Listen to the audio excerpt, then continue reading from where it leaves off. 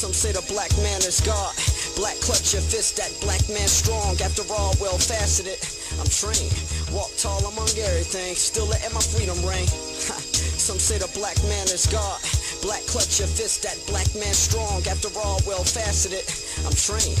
Walk tall among everything, still letting my freedom ring. Some say the black man is God. Black clutch your fist, that black man strong. After all, well faceted, I'm trained. Greetings, everyone.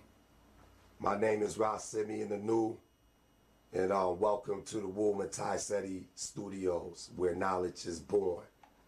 Today is a very special day. You see who's in front of us. A very special guest by the name of Dr. Umar Abdullah Johnson. What's up, brother? Peace and blessings, brother Rosimi. Thanks for having me. Yes, sir. And today we're going to embark on a serious project, groundbreaking at the least. The name of this project is called the Ancestral Breakdown of the Master Teachers. And basically what this project, what I'm going to be doing with this project is I'm going to be playing some sound bites of, it's going to be 11 sound bites of the greatest master teachers to grace our presence. And after the sound bite, Dr. Umar is going to do the privilege of doing a critical analysis of the statements made by these great master teachers and scholars. The reason I'm doing this is so that we could upgrade this information. Basically, the work of these great master teachers are on the shelves right now collecting dust, you know what I mean? And these master teachers and scholars dedicated their life, you know, into their research, you know, and I think it's only right for us to keep working with it, to keep upgrading it, so that their legacy could live on, you know.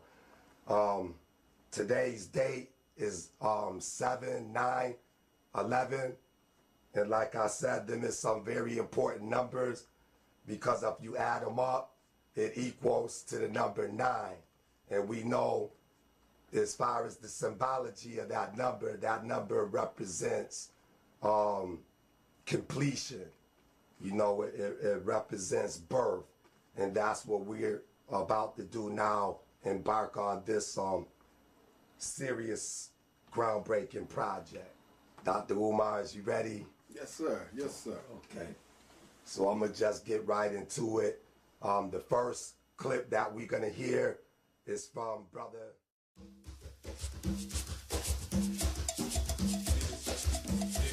Niggas are scared of revolution. But niggas shouldn't be scared of revolution. Because revolution is nothing but change. And all niggas do is change. Niggas come in for murder and change into pimping clothes.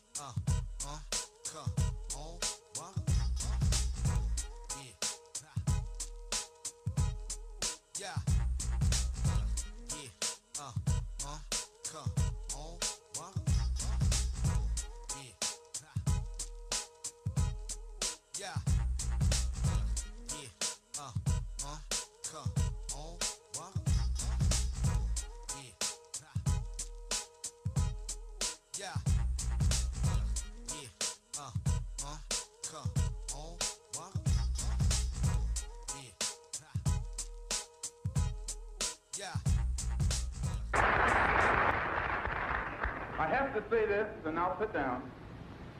Back during slavery, when black people like me talked to the slaves, they didn't kill him. They'd send some old house Negro along behind him to undo what he said. You have to read the history of slavery to understand this. There were two kinds of Negroes. There was that old house Negro and the field Negro. And the house Negro always looked out for his master. When the field Negroes got too much out of line, he held them back in check. He put them back on the plantation. The house Negro could afford to do that because he lived better than the field Negro. He ate better, he dressed better, and he lived in a better house. He lived right up next to his master in the attic or the basement. He ate the same food his master ate and wore his same clothes. And he could talk just like his master. Good diction. And he loved his master more than his master loved himself. That's why he didn't want his master hurt. If the master got sick, he'd say, "What's the matter, boss? We sick?" He was as sick as the master. When the master's house caught a fire, he'd try and put the fire out. He didn't want his master's house burned. He never wanted his master's property threatened. And he was more defensive of it than the master was. That was the house Negro. But then you had some field Negroes who lived in huts, had nothing to lose. They wore the worst kind of clothes. They ate the worst food. And they caught hell. They felt the sting of the lash. They hated their master. Oh, yes, they did. If the master got sick, they prayed that the master died. If the master's house caught a fire, they prayed for a strong wind to come along. This was the difference between the two. And today you still have house Negroes and field Negroes. Yeah.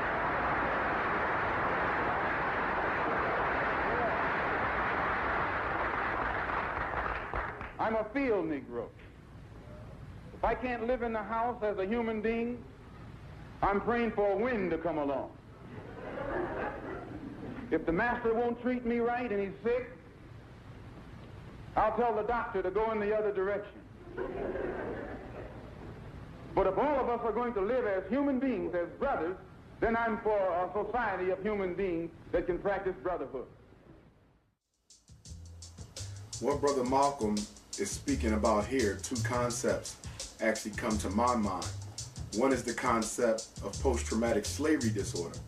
and the other is the concept of the black aristocracy. And then a third concept that particular piece brings to consciousness for me is the concept of freedom, as it is generally interpreted by African people.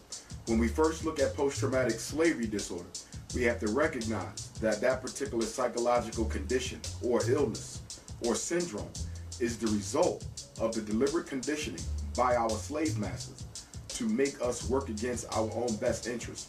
We have to understand that within nature, whether it's the animal kingdom, the plant kingdom, the human kingdom, or within the cosmos, nothing alive naturally works against its own self-preservation.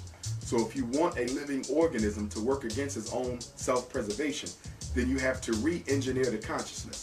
In other words, you have to take away the consciousness that was given from the universe and put your own conscious program within their mind so that it will operate in the manner in which you want it to. What the European has successfully been able to do was reprogram the minds of African people so that they self-destruct. When we look at GMO crops that are being made now, many of the white man-made GMO crops that are being used to feed our people, okay, have been engineered so that the GMO crop naturally attacks certain molecules within its own structure so that they cannot survive.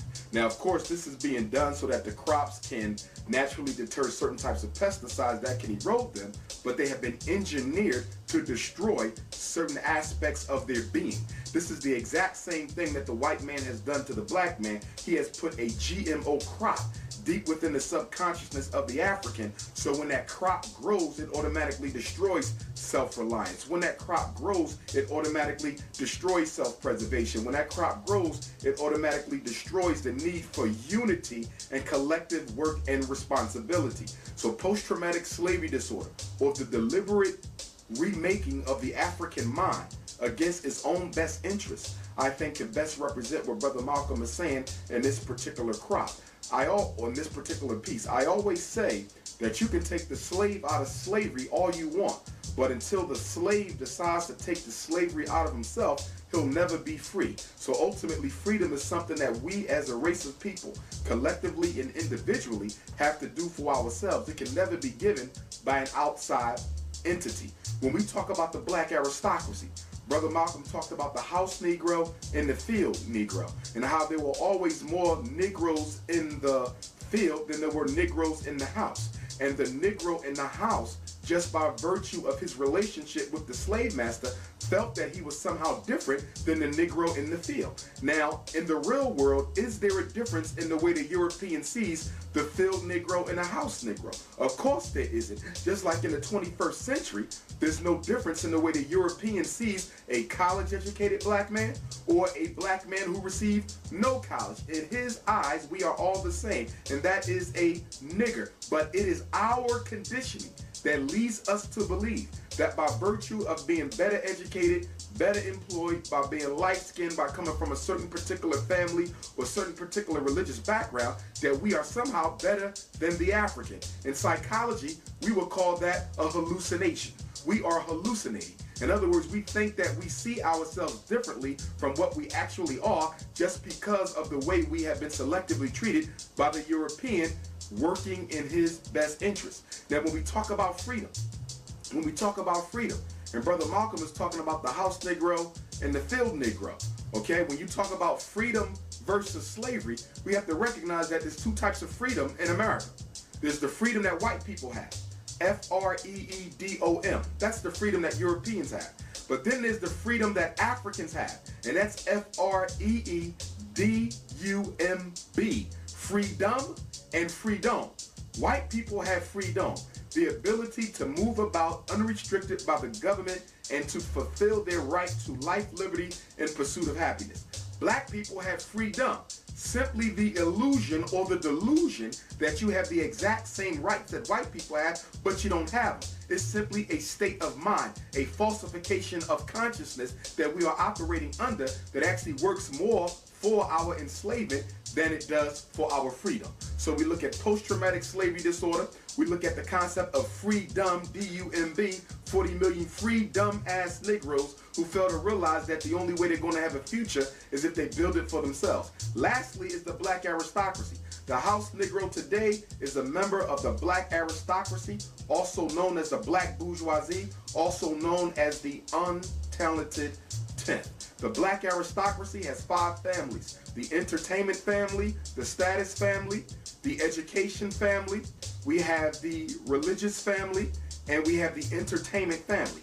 In order to be a member of the black aristocracy, you must have influence within the black community by way of one of these 5 families. Black people who have doctorate degrees, they belong to the education family of the black aristocracy. If you are an entertainment mogul, then you belong to the entertainment branch of the black aristocracy. If you are a mega church minister or a mega mosque imam, then you belong to the religious arm of the black aristocracy. If you are a Negro with a title, chief of police, president of city council, superintendent of the school district, then you belong to the status family. Okay, so you have education branch, you have the entertainment branch, you have the status branch, you also have the religious branch, and one of the other ones that just left my mind. But the point is this. In the post-civil rights movement, one of the greatest benefits to white supremacy has been the manufacturing of an elite group of blacks who can be used to suppress other blacks. White people no longer have to carry out the primary responsibility of oppression in the black community. They simply use well-educated, well-financed Negroes to keep black people oppressed. They're not using guns, they're not using tanks, they're simply using misinformation. And the way they work is that they convince black people to believe that conditions are getting better while they're getting worse. But they look at themselves and they say the reason why you should not be complaining is because you can become just like me. You could become a minister. You could become a major music executive. You could become police chief. But what the average everyday black person fails to realize is that only a few black people will ever be allowed to excel. And the only reason why a few people are being allowed to excel is so that it can legitimize the system by convincing the other blacks who are not allowed to excel to believe that the reason you're in the condition you're in is not because of white racism, but through your own faults. How do they do that? Through the misinformation and propaganda through the black aristocracy, or what we now call the 21st century house Negro. Niggas are scared of revolution. Niggas are actors. Niggas are actors. Niggas act like they're in a hurry to get the first act of the great white host. Niggas try to act like Malcolm, and when a white man doesn't react toward them like he did Malcolm, niggas want to act violently. Niggas act so cool.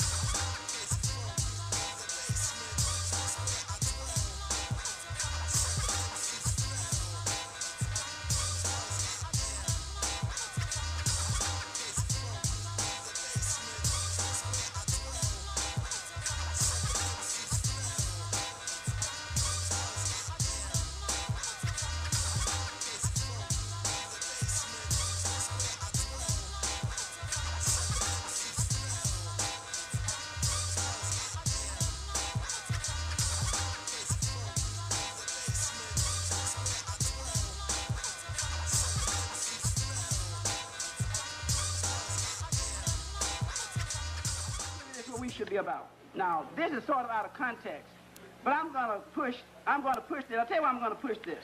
I have 2 ads here. And these ads are taken from Ebony. One is black and white bleaching cream.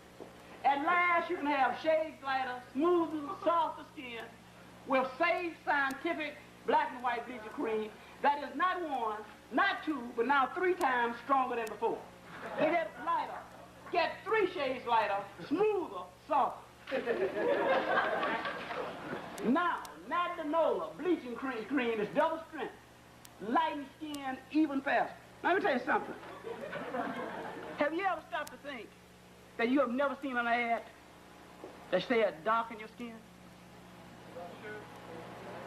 Have you ever thought about that? Never have you seen in your life an ad to say, this skin is 3 times stronger, this cream is 3 times stronger. It darkens the skin. Not that it wouldn't be bankrupt in a week, but at least we should be able to see one. Okay? Now, let me give my recommendations on what we should do. Here are my recommendations. 1, first recommendation I'm making is up to the people from this point on. We must place the interests of our race above all other interests, above all other considerations. That's the first one. In anything we do and think, we should first ask a simple question. Does it help or does it hurt the race? That's number 1. Place the interests of our race. 2, we should begin to sanction and punish those blacks who operate against our interests.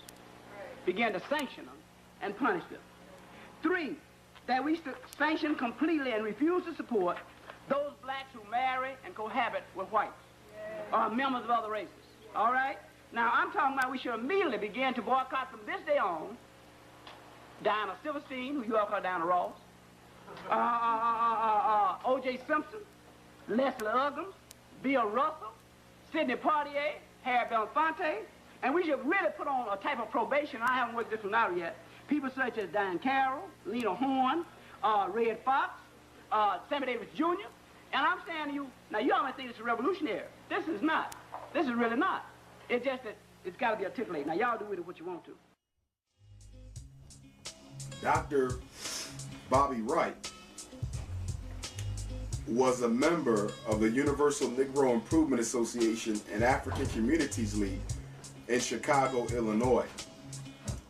Like myself, his training was as a psychologist, and he was also a Garveyite and a member of the UNIA in Chicago, as I was a member of the UNIA in Philadelphia, also being a psychologist. Dr. Bobby Wright was before his time. One of the books that he wrote, The Psychopathic Racial Personality, I thought was an excellent expose on the inner workings of the European mind, how white supremacy operates and how it affects African people.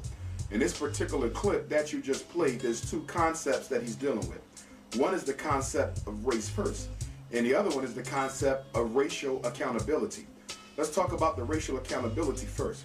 One of the reasons why black people, why we as a race of Africans, have been cursed with having more sellouts and turncoats and agents than any other race is because we are the only race that lacks some sort of internal accountability mechanism that we can use to keep those who are disloyal from being disloyal.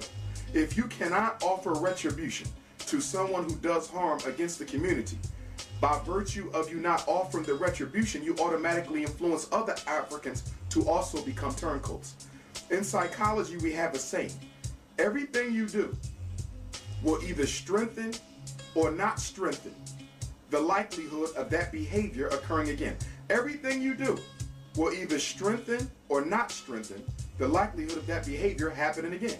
So if someone does something against the African community, and if they are not held accountable for that behavior, other Africans watching the fact that they got away with that will also be influenced to participate in the same behavior.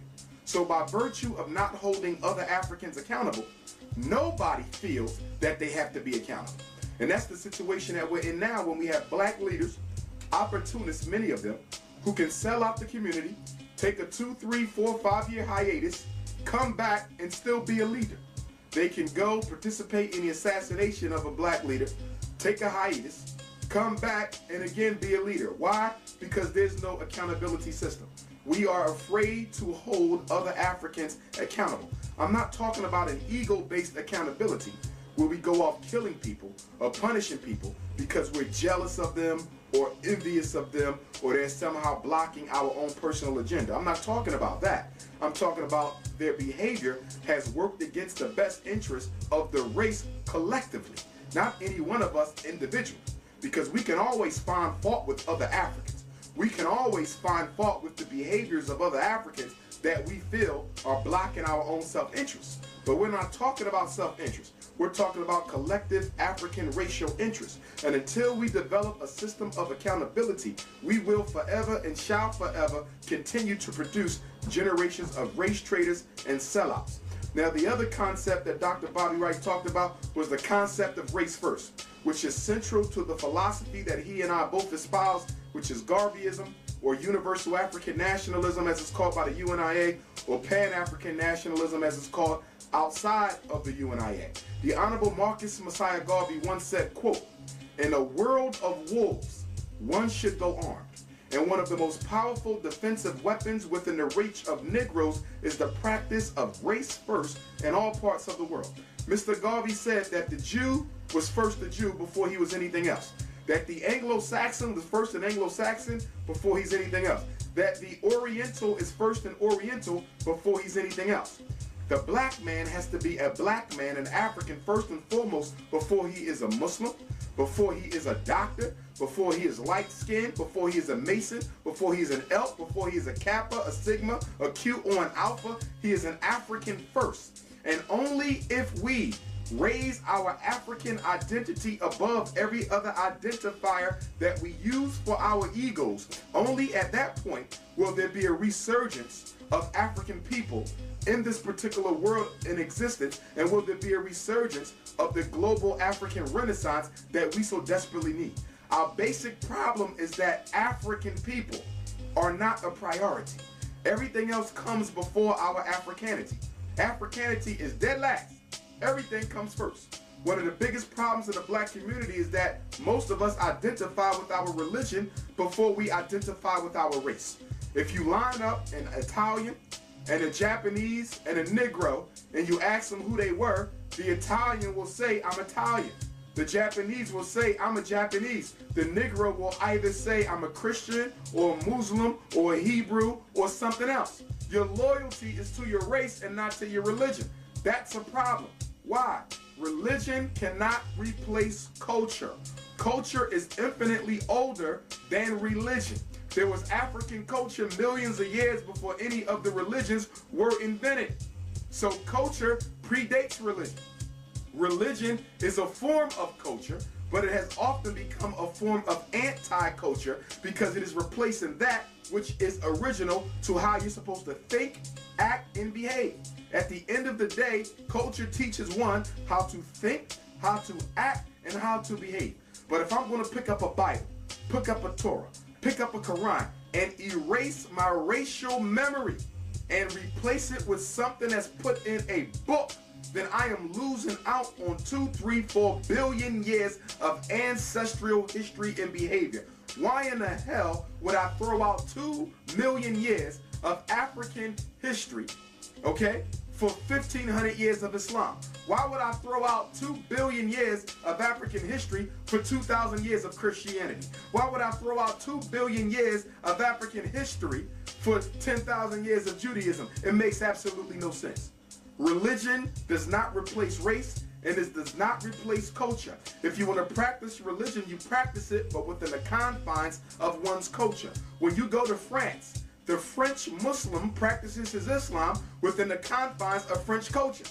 French Muslims, who are white people, are not trying to learn Arabic. They have their own tongue. If you go to China and you see a Chinese man who's a Christian, he has his own tongue. He's not trying to do away with Chinese custom and culture and replace it with that which he reads in a Bible. Why? Because when you have a fundamental respect for self, and when you have a fundamental respect for race, and when you have a fundamental respect for your ancestral lineage, there is absolutely no religion, no institution, no label, nothing that anybody can give you that would allow you or force you to forfeit who you originally are.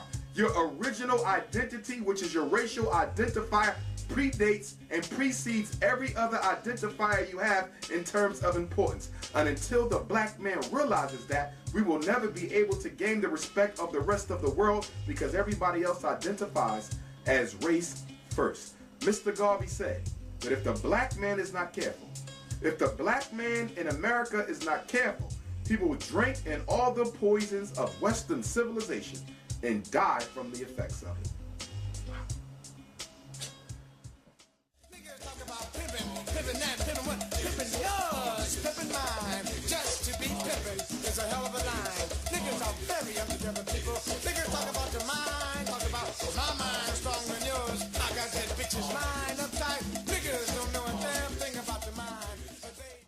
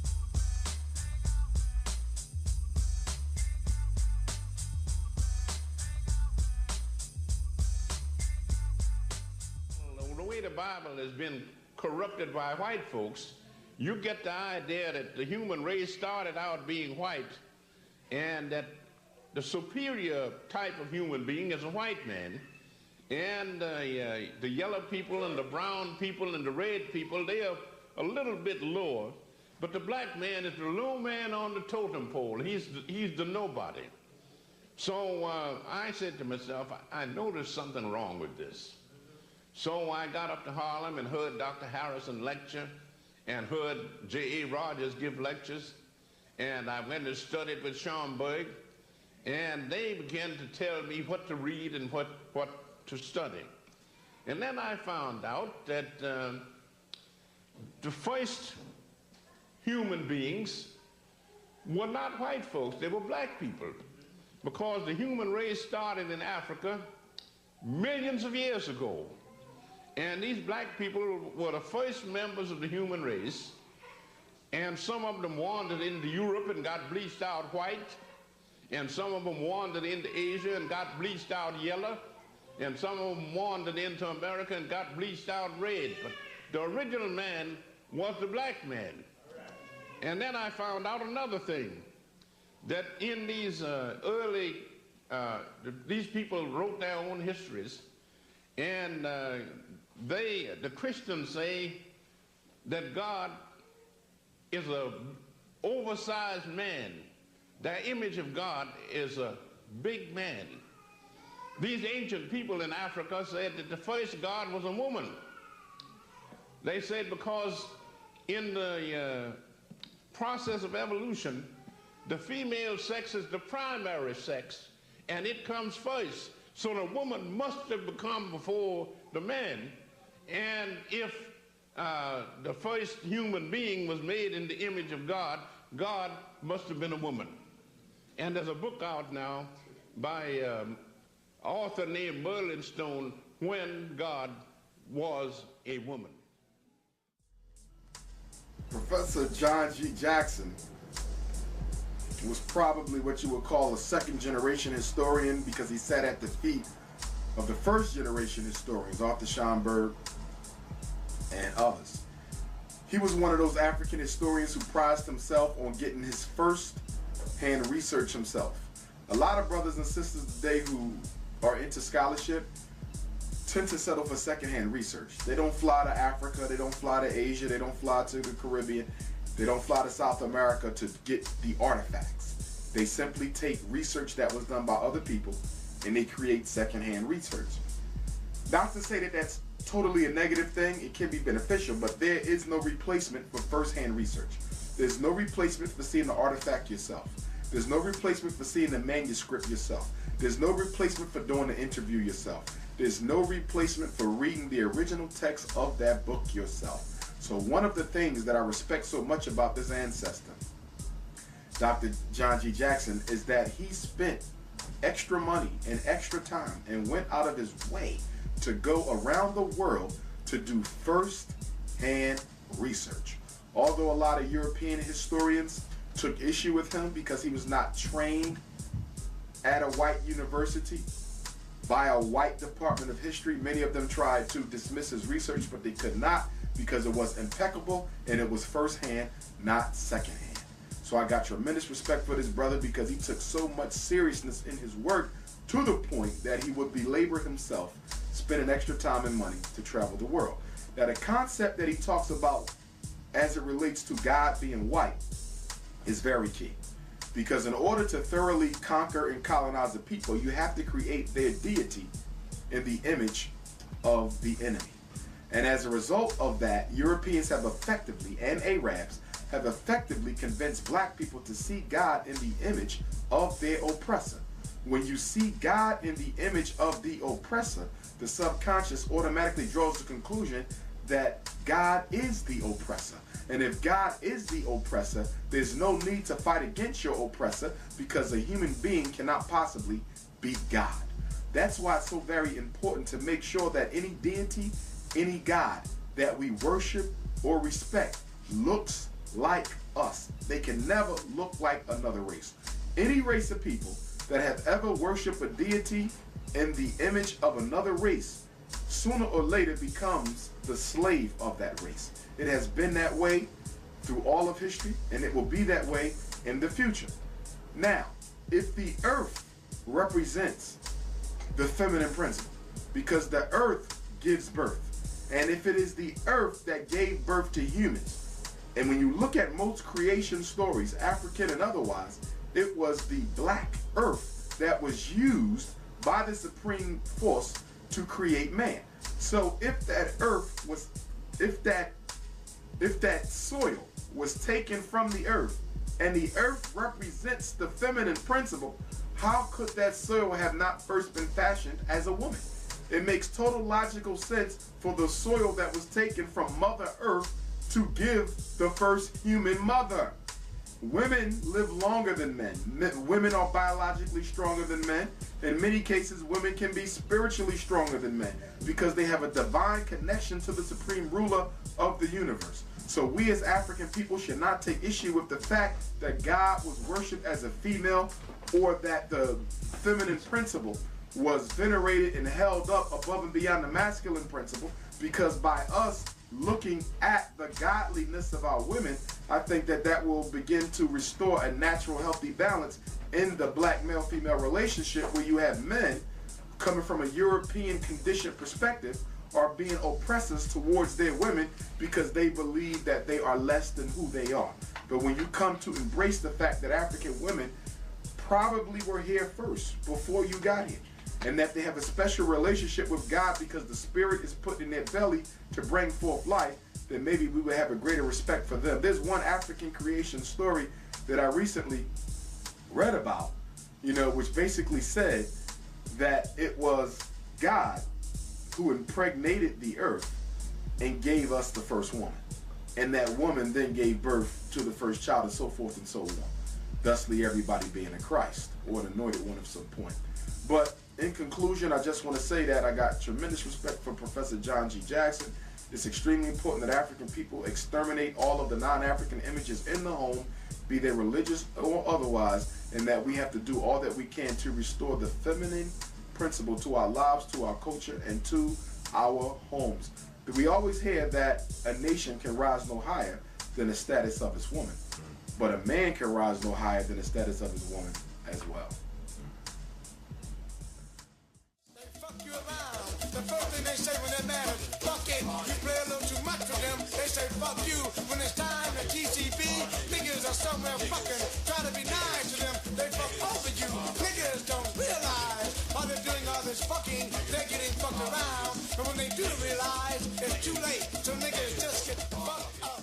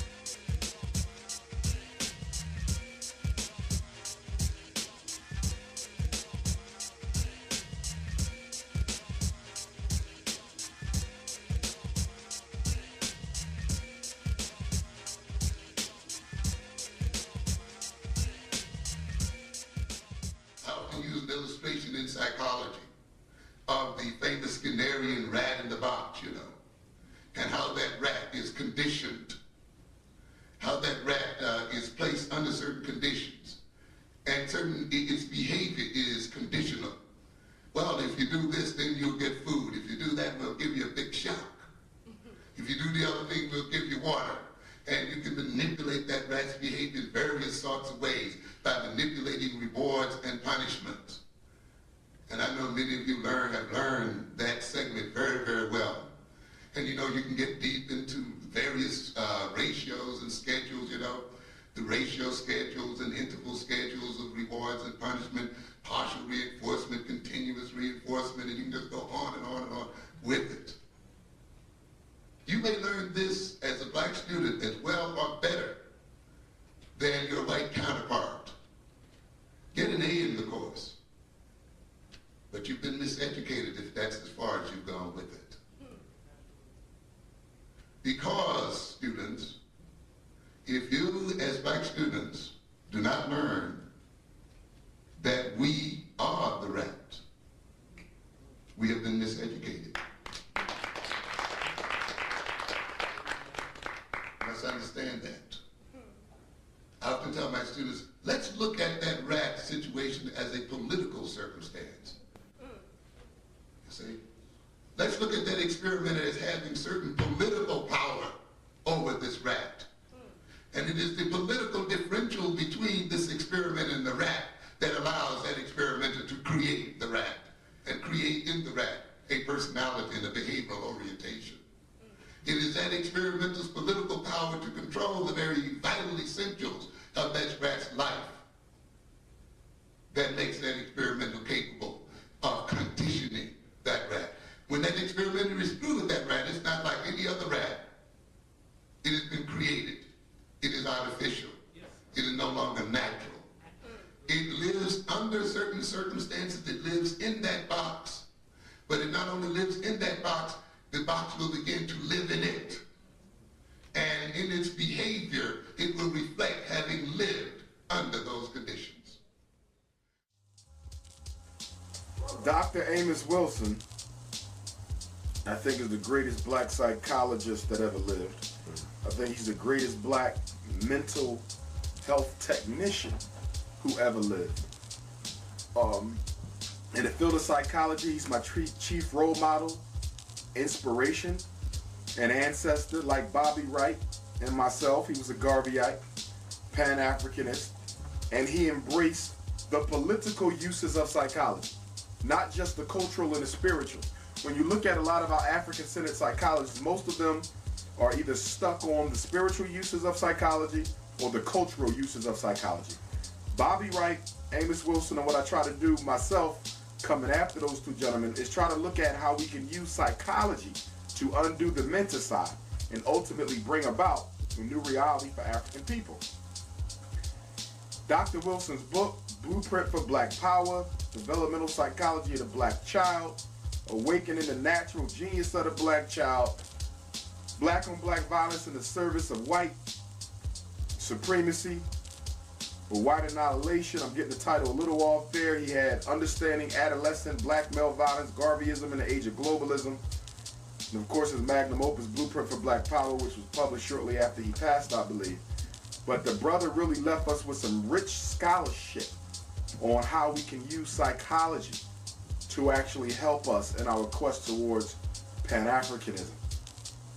This concept that he was just talking about as it relates to the Skinner box, B.F. Skinner was a white psychologist. He was one of the pioneers of the approach to psychology known as behaviorism, which basically said that what goes on in the mind is irrelevant. It's only about what goes on in the environment, because what goes on in the environment determines behavior. Let me say that again. What goes on in the environment determines behavior is the foundational concept in behavioral psychology, which is the most powerful and the most popular approach to psychology today. So when Dr. Wilson was talking about the Skinner box, he was talking about how B.F. Skinner and Ivan Pavlov and other European behavioral psychologists used experiments with the mice to show how you can engineer a person's behavior and engineer their consciousness. You transplant that to the black community, as Brother Amos was just saying, and the black community becomes a Skinner box. One of the things we fail to realize is that conditions create consciousness. Conditions create consciousness.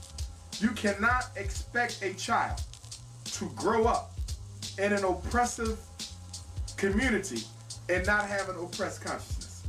You cannot expect a child to grow up in a community where white supremacy runs rampant and for him not to have an inferiority complex. Conditions create consciousness. Why is this so important? Because right now when you hear discussions about the problems that affect black people and in the black community, you keep hearing about how we have control over our behavior and that despite what goes on around us, we should not be doing some of the things that we are doing. There's some truth to that. But the greater truth is what? When you create certain conditions, those conditions are going to evoke a certain response. If you bring drugs into a stressful neighborhood, scientifically you know that many of those individuals there are going to end up using the drugs to escape. You know that if you take jobs out of a neighborhood, that's going to put pressure on all of the institutions, including the family, and can bring about some destabilization there. You know that if you miseducate the children, you know that you're disrupting the future for that entire people. So we as African people have to stop allowing Europeans and members of the black aristocracy to make us think that our conditions have nothing to do with the mindset of African people. There's an experiment that I want everybody to do some research on, and it's called the Stanford Prison Experiment. It was conducted by a European psychologist named Philip Zimbardo. Stanford University, this white psychologist named Philip Zimbardo, got volunteers to participate in a prison experiment where people off the street, some of them were made to be the prison inmates, and people off the street, some of them were randomly chosen to be the prison guards. In less than a week, they had to call off the experiment. Do you know why? Because the experiment being in a prison created a certain consciousness where the inmates started acting like inmates and the guards started acting like real guards. And guess what? It almost created a riot within an experiment. These were normal people off the street, but when you put a uniform on somebody who's not used to having power, and you now tell them that they have power, they're going to act in the image of the oppressor because it's all they know. When you tell somebody that you are an inmate or a nobody, even though a minute ago they were a somebody, they will automatically act in the role that the condition dictates. So therefore, we have to realize that conditions are just as incarcerating as prisons. And if we want to liberate the minds of African people, we ultimately have to change the conditions under which African people live. Yes, the mind can be incarcerated. Yes, the mind can be engineered. In fact, psychological engineering is more powerful than social engineering, more powerful than mechanical engineering. Why? Because you are reconstructing consciousness without the subject even being aware that the way that they think, feel, and behave is actually being changed, and that it's being changed to fulfill a certain political end by the change agent. So the media, the radio, the television, the magazine, the rap video, the books that we read, all of these things are being used as change agent to construct a new consciousness. Frankenstein is being born again in the form of the 21st century Negro. Long live Amos Wilson. Niggas fuck white thighs, black thighs, yellow thighs, brown thighs. Niggas fuck ankles when they want dollar thighs. Niggas fuck Charlie, Linda, and Sue. And if you don't mind talk, niggas will fuck you. Niggas will fuck if it could be fucked. But when it comes to fucking for revolutionary causes, niggas say fuck revolution. Niggas are scared.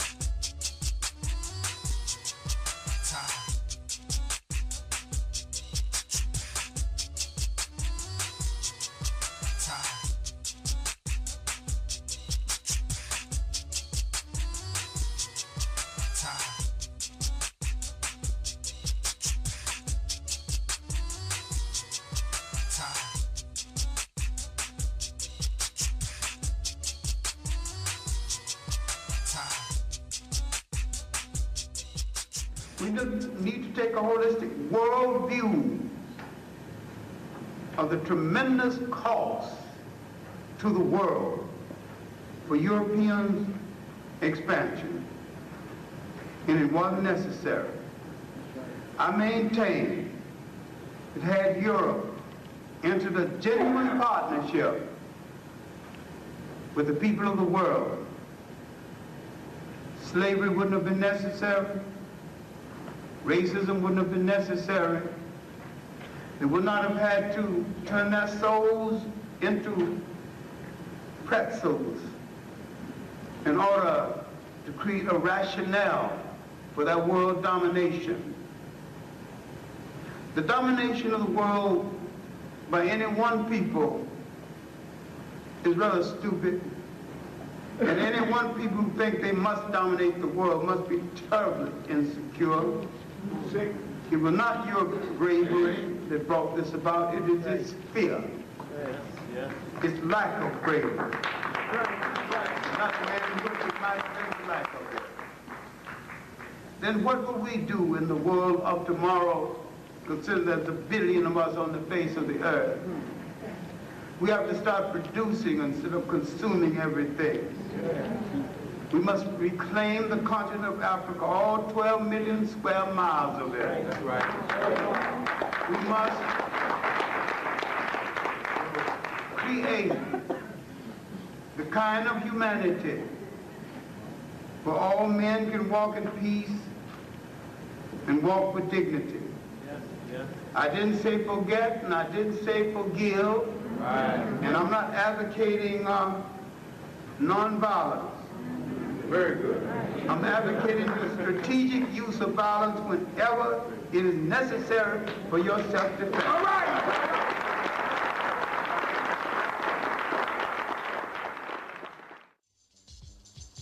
Dr. John Henry Clarke, much like with Amos Wilson, is one of those great Pan-African nationalists that it is difficult to pay accurate respect to through the use of the European language, because there's really no words that can accurately describe any of those brothers or any of the brothers we're talking about today. One of the things that I love most about Professor John Henry Clarke was that he paid homage to and constantly reintroduced the need for Pan-Africanism in the African community. He called it what I call it, which is Pan-African nationalism. And he often would give the quote at the end of his lectures that there must be Pan-Africanism or we will perish. That's a quote of his. He often said that Pan-African nationalism is the only solution to the problems that affect black people. He was a Garveyite, a Pan-Africanist. Of course, he was not always that way. He was once a socialist, but then he came on over to Garveyism, as many black socialists did. But the beauty in the brother's work, not only was he a historian and a visionary, but he was a dedicated Pan-African nationalist, and I consider him to be the last of the great ones. The first great Pan-African nationalist also had the first name of John. His name was John Brown Russell, and he was Jamaican born. But Professor John Henry Clarke in this particular clip is talking about how we as Africans have to repatriate to the continent, if not physically, politically and economically, to reclaim our 12 million square miles of the continent of Africa. He, like Mr. Garvey, like Amos Wilson, like Malcolm X, like John G. Jackson, like all of the Pan-Africanists that you've heard from today, all believed that there is no future for black people outside of Africa without a relationship with Africa. They didn't say that there was no future outside of Africa, but that you must have some meaningful operational relationship with your ancestral homeland in order for you to be given the respect and freedom necessary to live outside of the continent. We as African people in this country believe that we're somehow going to receive the respect of European people without having any international backing from any independent nations. It is absolutely impossible. The Honorable Marcus Messiah Garvey said that a strong man is strong everywhere.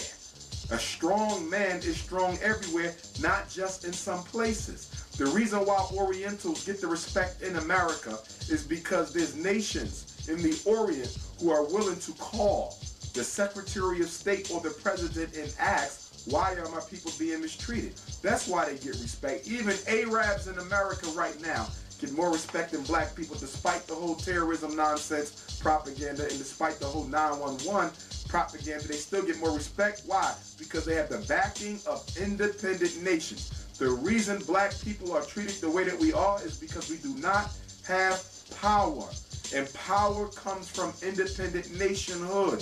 So either we have to go back to Africa or we have to build up Africa so she is strong enough to look out for us wherever we are. Professor John Henry Clarke often underscored the need for us to reconnect with our ancestral homeland politically and economically, not just culturally.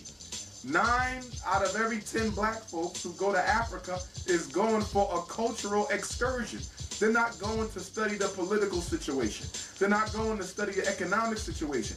They're going to hear some drums, to buy some drums, and to buy a dashiki. That's not going to cut it. When we go to Africa, we have to go with a political and economic strategy to see what we can do to help empower our ancestral continent so that it can become the force we need it to be for us to exist freely and independently, whether we choose to live on that continent or live anywhere else. This brother had some excellent lectures that he offered, some excellent books. Him and Dr. Yusuf Ben Yakinen, another Pan-Africanist, another Garveyite, another former member of the Universal Negro Improvement Association, New York City division. Okay, those two brothers more than anyone else in the second half of the 20th century, okay, pioneered the whole corrective history movement by teaching black people that history is not a fact.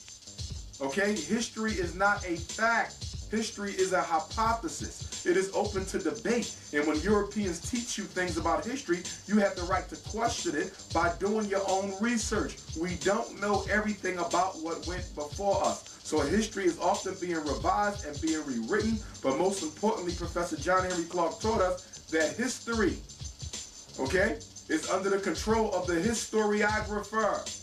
And those who win normally write the history in a manner that is reflective of their own ego. So it's going to be difficult for African people to get true history from a European. We have to tell our own story. And when you study the history of black history, you will see that it was very difficult for African historians to tell their own story because Europeans believe then and believe now that they have control over all sciences, even those that are directly related to the continent. The white man's arrogance is so bad that he thinks he can tell a black man's story better than a black man. And that's why we have to have African historians. That's why we have to remember Professor John Henry Clarke. And as he said, the only solution to our problems, and I'm quoting him, the only solution to our problems is Pan-African nationalism.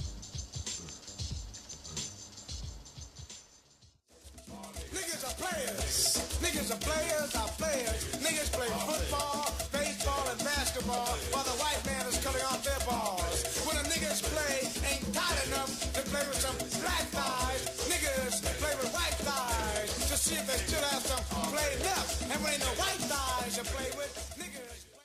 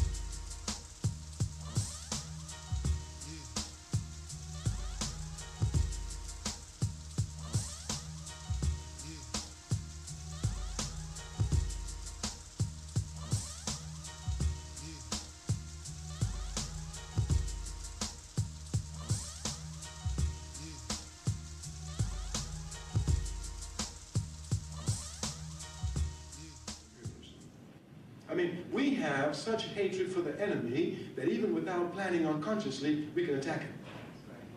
If you go to the rebellion in Watts in 1965, here you'll see a clear example. I mean, every night before August 1965, policemen come in our community, they whoop up on our heads, do like they want to us. We stand there, look and mumble to ourselves. We don't decide to plan, attack the police, nothing. We just mumble. One night in August, they come, they arrest a brother who is drunk, you understand? The brother pushes them, they use some force, which is necessary in their job to bring the brother under control, and the entire community goes off. I mean, they burn. I mean, they shoot at the police. I mean, they back the police outside the community. They call it a National Guard, and they throw Molotov cocktails of National Guard. They take over the entire community. All of this unplanned and spontaneous.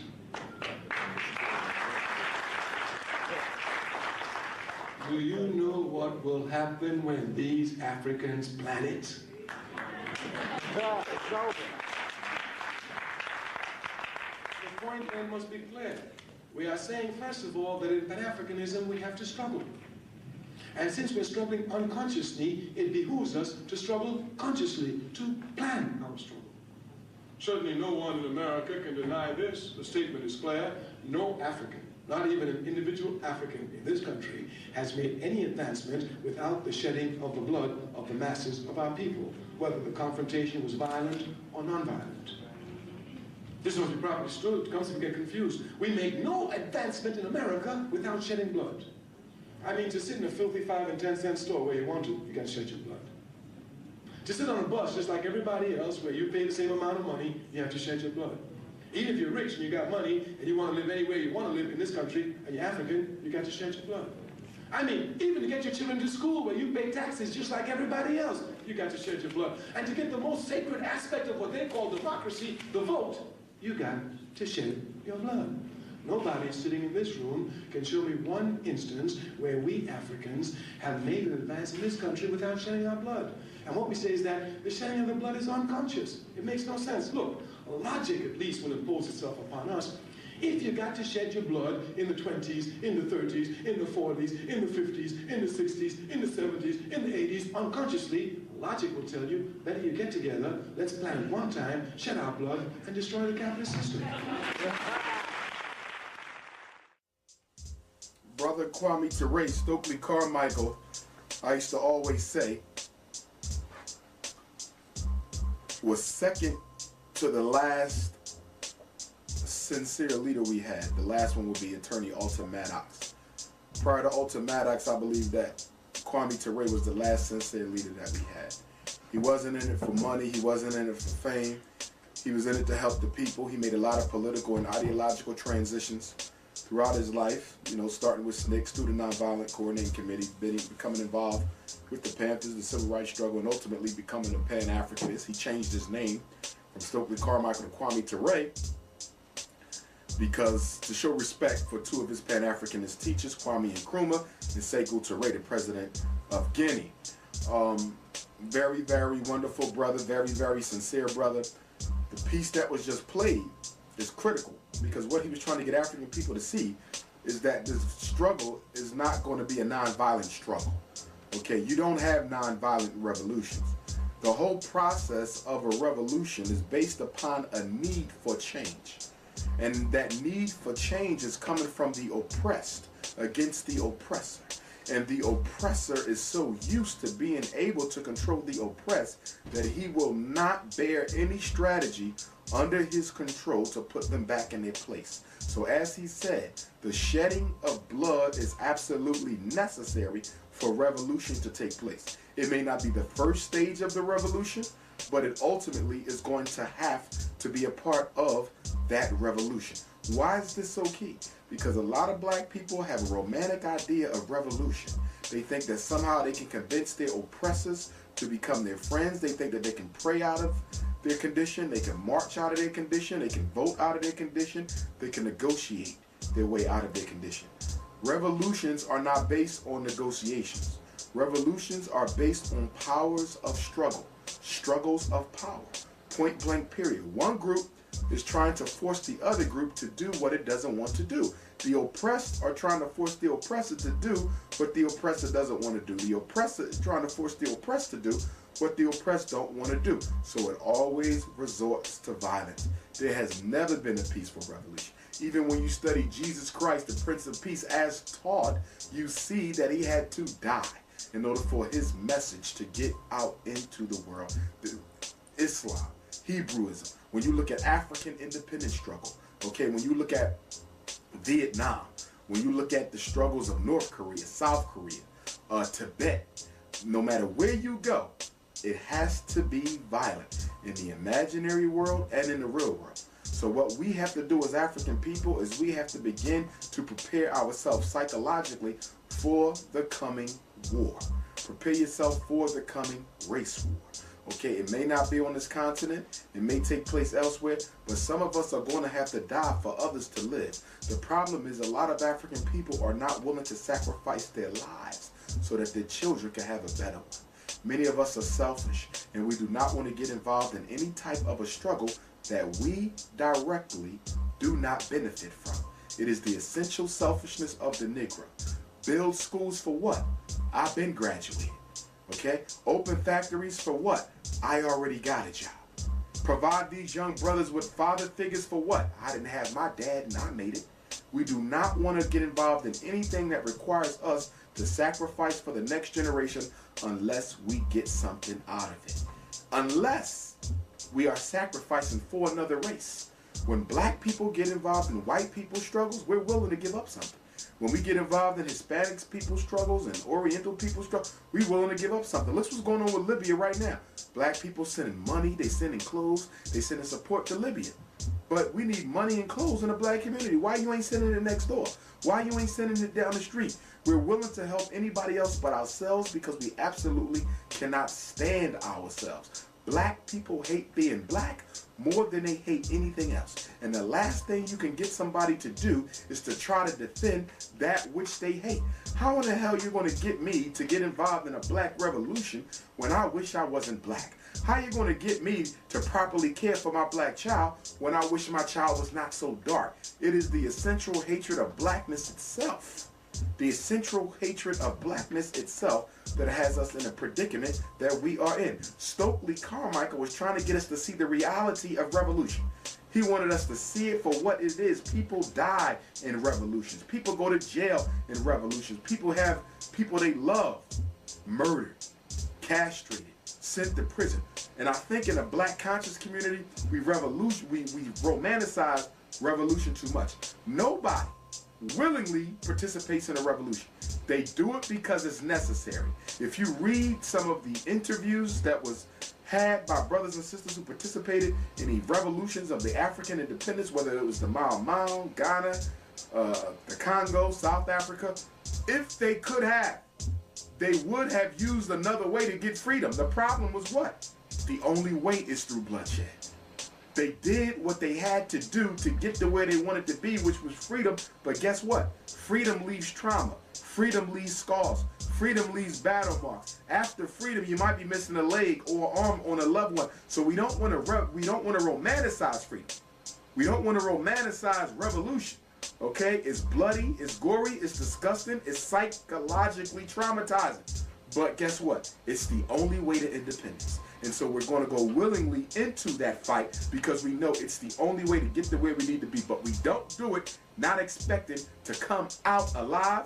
We don't do it not expecting to come out without scars. We know some of us won't make it. We know a lot of us will have scars. But guess what? Our children are worth it. And so we do it anyway. Mr. Garvey said that the work that we do is not for us. We do what we do for generations. Yet, unborn, the best sacrifice you can make is to give your life so that your children can live in freedom. Man. Niggas tell you they're ready to be liberated, but when you say, let's go take our liberation, niggas reply, I was just playing. Niggas are playing with revolution and losing. Niggas are scared of revolution. Niggas do a lot of shooting. Niggas do a lot of shooting. Niggas shoot off at the mouth. Niggas shoot blue. Niggas shoot craps. Niggas go to my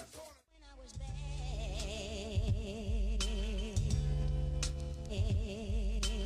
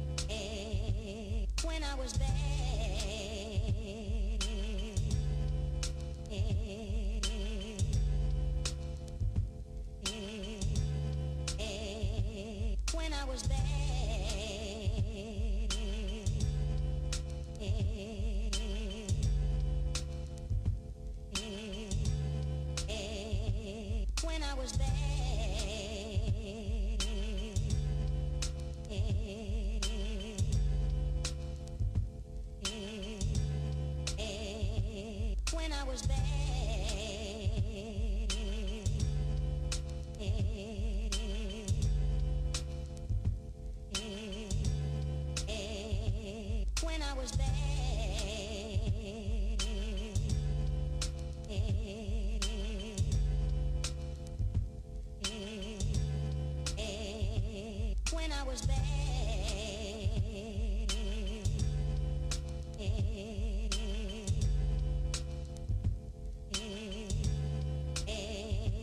When I was bad.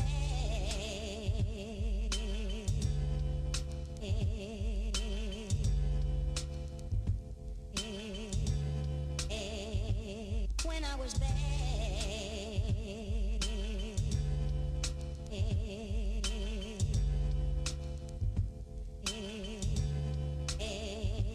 When I was bad.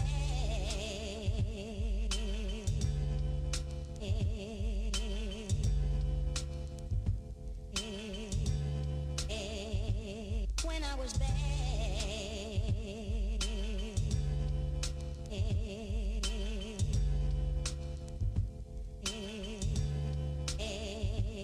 I was bad.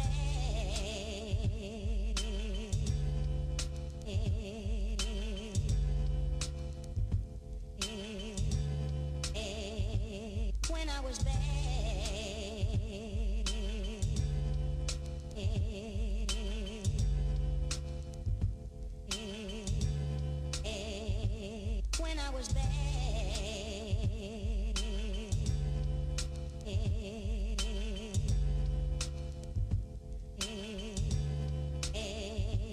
When I was bad. When I was bad. When I was bad. When I was bad.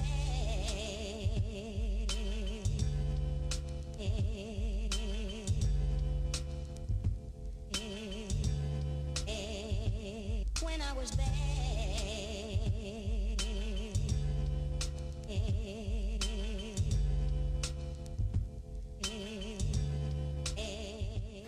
I think it is very arrogant to put this on the screen and for you and for others to attempt to tell me, one of the Holocaust victims of the African Holocaust, displaced in the death and decadence of the diaspora of the Western world after having been robbed and raped and murdered, to tell me how to hurt.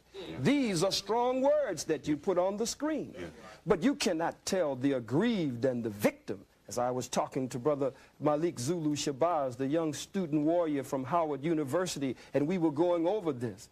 And we said, how do they expect to tell we who have suffered so much how we should speak? When you're hurt, you'll say faggot, you'll say cracker, but you don't want to give me time to say where these terms came from and how they apply to your people here in America.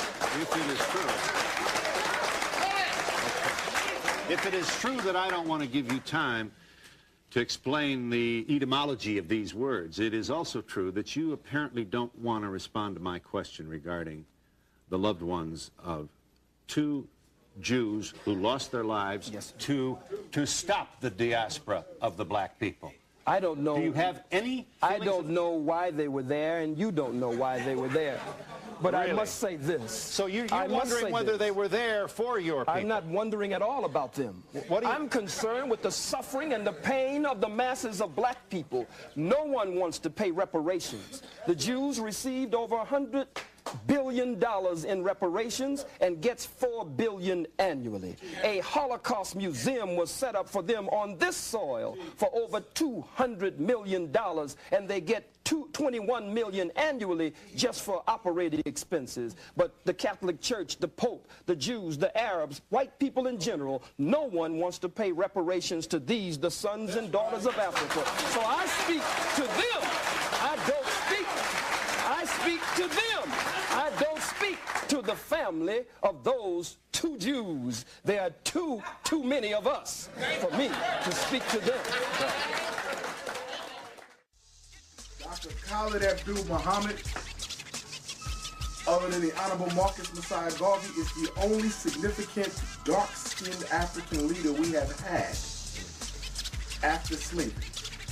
Nearly every leader that we have today or yesterday since the end of slavery has been able to pass the brown paper bag test. Think of all the black leaders you see, nationalists, integrationists, or opportunists. They all can pass the brown paper bag test. The only two who cannot is the Honorable Marcus Messiah Garvey and Dr. Khalid Abdul Muhammad.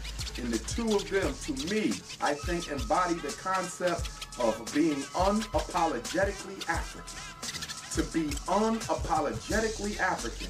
When you look at the posture of African people, you will see that many of us are apologetically African. We try to get white people to accept us. We try to get white people to not be too hard on us for being black. We try to evoke compassion from our enemies because we believe that our skin color is to be a curse. But in Mr. Garvey and in Dr. Khalid, you see two dark-skinned, bold black brothers who were unapologetically African, who basically told the world that this is who I am, this is who I'm going to be, this is who I want to be, and if I had a chance to be something else, I would stay who I am. One of the things that you picked up on that interview of Dr. Khalid with Phil Donahue is that Phil Donahue was using a subliminal psychological strategy and technique to try to get Dr. Khalid Abdul Muhammad to submit to white power. When he brought up the two Jews who were murdered in the Mississippi burning situation, when they went down there trying to register voters and they were murdered, and there was a black man who was murdered as well, notice that Phil Donahue did not mention the black boy. He only mentioned the two Jews. He said nothing about the black boy who was murdered with the two Jews, showing his racism and lack of compassion for the brother who died, but he would talk about the two Jews who also died, neglecting the brother. Dr. Khalid skillfully deflected Phil Donahue's attempt to try to get him to submit to white power by doing what? Showing compassion and appreciation for the struggles that those two Europeans participated in on behalf of black people. Why didn't Khalid submit? Many people would say he was kind of callous. He should have showed some respect for the loss of those lives. The reason why he showed no respect for the loss of those lives is because Phil Donahue didn't show any respect for the loss of the African life that was taken with the two Jews. Furthermore, we got to recognize that within psychological warfare, when you're trying to get someone to submit to your authority, using a play of words and sympathy and empathy, you can sometimes get African people to bow down to white folks by showing that we hurt for your pain. But Dr. Khalid refused to hurt for their pain because they have never hurt for our pain. So I respect what Dr. Khalid did there, because had he yielded to Phil Donahue's request to submit to any type of compassion and empathy on behalf of those two Jews who died, then he would have disgraced himself, because in essence what he would have been saying is that I can show compassion for these two whites, but I can't show compassion for the black who died with him, or for the millions of black people who have been dying since the beginning of time trying to fight against white supremacy. We don't have an ounce of emotion, an ounce of empathy, an ounce of compassion.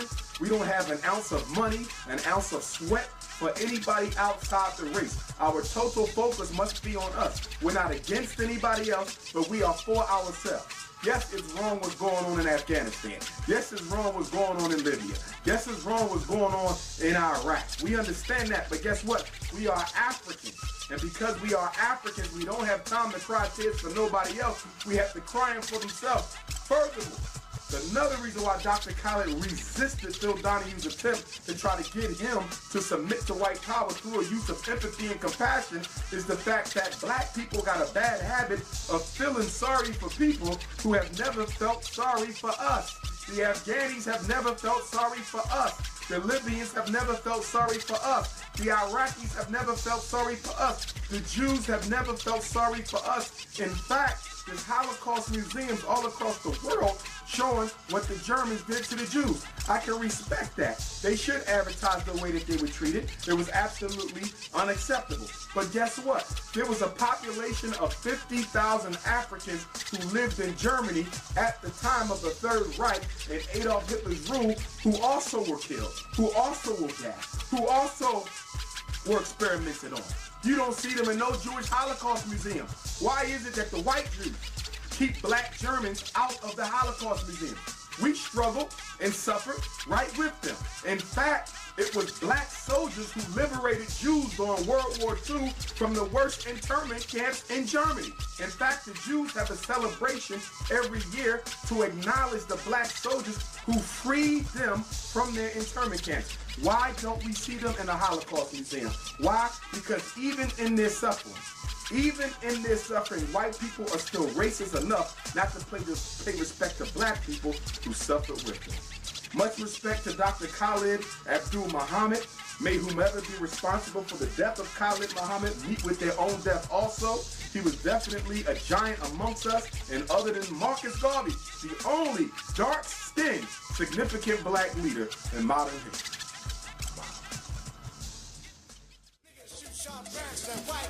Niggas shoot dope until they arm. Niggas shoot guns and rifles on New Year's Eve. On New Year's, if that is coming in. But white police would do more shooting at them. Where are niggas when the revolution needs some shot? Yeah, you know, niggas are somewhere shooting this shit. Niggas are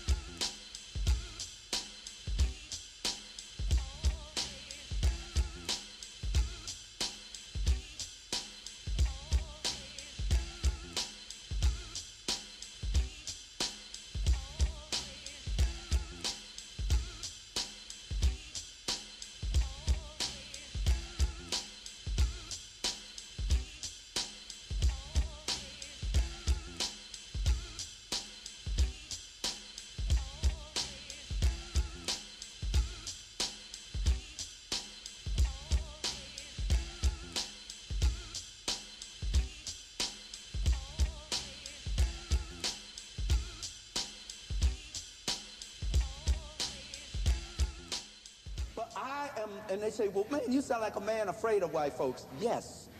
Not afraid of them as one man towards another, but I cannot trust this cat. His history says I cannot trust him. The moment I let go and trust him, he does me in. That's what I'm afraid of. What I'm afraid of is not him, it's not the ability to be myself, because I got to stay on guard all the time. Black people by nature are happy people. We're happy people. We like to live life happy, enjoy life. With this cat, you got to always be on guard. You can't even sit down and watch a television program with your children because he has done something in there to attack you psychologically, so you have to point that out. You can't go to the movie. He got to kill black people in just about every movie he makes. If he does not kill them, he has the black woman raped or disgraced in some way, or he has the black man acting like a total fool.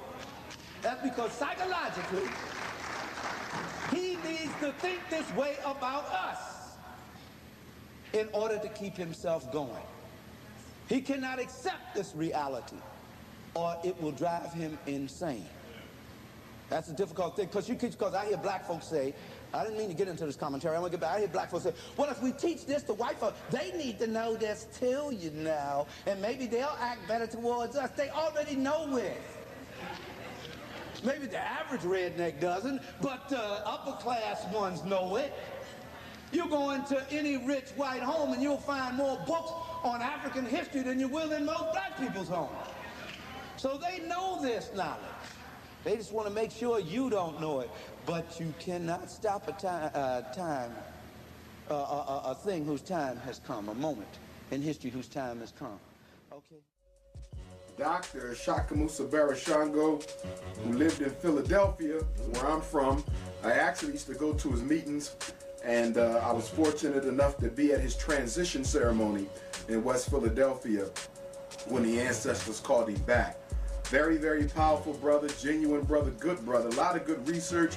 I respect Dr. Shakamusa because he looked to fill gaps, not just regurgitate what was already there. One of the crises that we have in the black intellectual community is that they keep on digging deeper into minds that were already dug as opposed to digging new minds. He went into religion and he looked at how the holidays were being used as part of the psychological warfare campaign against African people. When you look at the Shakamusa Barashango's work, you'll see that he didn't try to just repeat what Dr. Ben did. He didn't try to just repeat what Dr. Clark did, John G. Jackson. He said, how can I add to the scholarship? And so he looked for gaps in the scholarship and he sought to fill them. One thing that's key about the man's message is that you cannot worship a holiday. You cannot practice a holiday in any culture and not be enslaved to that culture. Very important that we understand that. Whoever holidays you practice, you are a slave to that culture. There is no such thing as being a free person practicing the holidays of a foreign culture. You can't find it. You will never see Jews celebrating Kwanzaa. Okay? You will never see Anglo-Saxons celebrating the holidays of Chinese people. You will never see Chinese people celebrating the holidays of Mexicans because holidays are sacred. They have a spiritual and a cultural base at the same time, and you never practice holidays that are foreign to you unless you are a slave of that foreign culture. Now, one of the things that Dr. Barashango spoke about in his clip, he talked about how it's impossible for black people to have peace of mind in the presence of white people. That's a psychological analysis that he made, although he's a historian. But it's key for a lot of reasons. When people ask me what's the #1 mental health issue facing black people, it's white racism. Because from white racism, we get every other problem we have. Every problem in the black community is an outgrowth of white racism, i.e. the presence of white people in the lives of black people. White folks absolutely mean black folks no good. So when you are forced to be around somebody who you know does not like you, that automatically sends your guard up. That sends up your anxiety. And when your anxiety goes up, your body goes into a state of shock and it starts secreting all types of dangerous chemicals, adrenaline, cortisol in your system, and it reduces life, causes cancer, high blood pressure, and a whole bunch of other ailments. Why is hypertension one of the biggest killers in the black community? Hypertension is the physical manifestation of stress. Where is the stress coming from? The stress is coming from white racism disguised as joblessness. White racism disguised as miseducation. White racism disguised as poor health care. White racism disguised as a lack of municipal services in the black community. It takes on many forms, but it all has what? The same cause, white racism. Dr. Barashango talks about how we as African people have to distance ourselves from Europeans so that we can be ourselves. If you notice, every race in America finds time to be by themselves so they can be themselves. Everybody does it. Japanese Americans find time to be by themselves so they can be themselves. Indian Americans find times to be by themselves so they can be themselves. The only people who never even think about taking time out from the white world to be by themselves, to be themselves, is African people. And as a result of that, we suffer more psychopathology than anybody else. Why? Because there's nothing natural about trying to be somebody you're not just to please somebody you don't care about. There's nothing natural about trying to be somebody you're not to please somebody you don't care about. Black people have a natural schizophrenic mindset. We're half black and half white, half Negro and half Caucasian. The only time we're allowed to be black is when we're at home, when we're hanging with our buddies, when we're at the family reunion, when we're at a black event. But if you look at it, there's 24 hours in a day, and at least 16 of those hours we have to act white. We have to put on a Negro mask. That is not healthy. It's not healthy for the conscious or the unconscious, and it definitely ain't healthy for your emotional state. But this is what we have to do. White racism is our sickness. And whenever you have a antigen in your presence, what do you do with the antigen? If there's flu virus around, you want to get away from the flu virus. So guess what? If white supremacy is around, you want to get away from white supremacy. We actually have a false belief that we can somehow coexist with white supremacy and be successful. Yes, when you look at the average black organization, the average black ideology, there's a fundamental belief that we can achieve in the land of our enemy.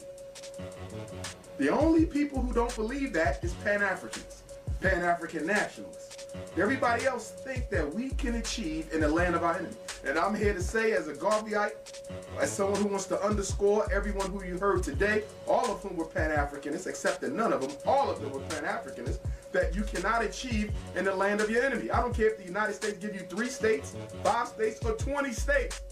They will automatically engineer those states to fail because you are still what? A colony within the geographical territory controlled by white supremacy. So the only solution for African people is to do what? Build up Africa or go to Africa. One or the other. But trying to be a successful Negro in a land of Europeans is not going to work. Last thing I want to say, as it relates to Dr. Shaka Musa Barashango, one of the things I respect about him, and he was strategic, was that he took his history and knowledge of African culture, infused it with the religious systems of the day in order to reach his people. He took African culture and created the Temple of the Black Messiah in Philadelphia. He said, well, you know what? I can't come at them with the pure truth of the African reality. So what I'm going to do is take the principles of African spirituality and put it within a religious form that they can swallow and slowly pull them from where they are to where they need to be. And so through the Temple of the Black Messiah, which is still in existence today, headed by followers of Reverend Dr. Shaka Musa Barashango, they have been able to get a lot of African people to turn back to African spirituality. Okay? They used Christianity as a vehicle, but all that Christianity was a disguise for the African spirituality that he needed to feed the people. So what they thought they saw was not really what they were being fed, but it had the same effect, which was to turn them back to look towards the African spirituality that our ancestors once practiced. Rest in peace to Reverend Dr. Shaka Musa Barashango, also to his widow, Queen Sister Lydia, back in Philadelphia, a good friend of mine. Love you much. Whew. Niggas are lovers, niggas are lovers, are lovers. Niggas love to see Clark Gable make love to Marilyn Monroe. Niggas love to see Taj and fuck on the native. Niggas love to hear Long Ranger yell, high home silver. Niggas love commercials. Niggas love commercials. Oh, how niggas. Yeah.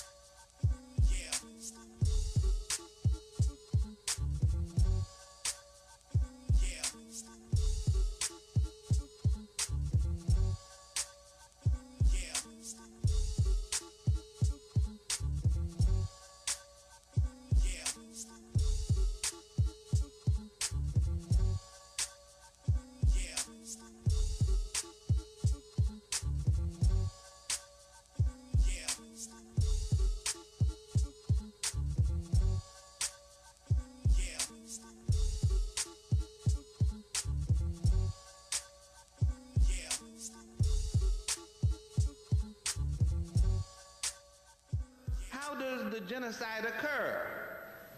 How does the genocide of African people occur? It's very simple. But I don't think our people really at the mass level understand this. I know we understand it here, that's why we're here, but I'm just saying we have not gotten this message out to the masses. They don't understand it. For example, the genocide occurs when someone else can define who you are. Richard B. Moore, in the wonderful book that he wrote, The Name Negro, Its Origin and Evil Use. See, a lot of people have grown into the name Negro and can't give it up now. A lot of people grew into the word colored and can't give it up now. And what else would you grow into that you can't give up now? Because there are those who are naming us now and naming our children, and we're not objecting to it. Raphael Powell, in the book, The Human Side of a People and Its Right Name. I'm just talking about people here in New York who met in committees because this name thing was so serious. Richard B. Moore chaired a committee of Africans to sit down and think about this name thing. Dr. Clark was on that committee. John Henry Clark was on that committee. They wrote to the New York Times, and they said to the New York Times, don't call us Negroes, don't call us colored, refer to us as African people. Put us back into the stream of history. And the New York Times wrote back and said, we will not permit you to tell us how to name you. Get the book. The letter from the New York Times back to the committee is in the book. The Name Negro, Its Origin, Evil Use. They say that slaves are named by their masters and dogs are named by their masters, but free men must name themselves. But then when free men name themselves the same names that the master named them, that's genocide. That's genocide. Dr. Asa Hilliard, Pan-Africanist, like myself, psychologist, like myself, an educator, like myself. In fact, he was one of the leaders of the education department at Georgia State University where he worked. He was also a Leo, like myself. In fact, if memory serves me correctly, he was born on August the 22nd, or August the 20th, I believe it was the 22nd, so we're a day apart, although we're separated by many years. I remember when I got the word that he transitioned, I was shocked because he had also been such an inspiration. Out of respect for clarity, though, I want to differentiate that he was not a political psychologist or a Garveyite psychologist like Amos Wilson or Bobby Wright. He was more of a cultural psychologist, but he was a pioneer in cultural psychology. This brother was an Egyptologist. He was able to decipher the Medu Neter. He could speak African languages. I believe that he was also initiated as a priest in one of the ancient African religious systems. I believe he may have also been initiated as a chief of one of the villages, I think.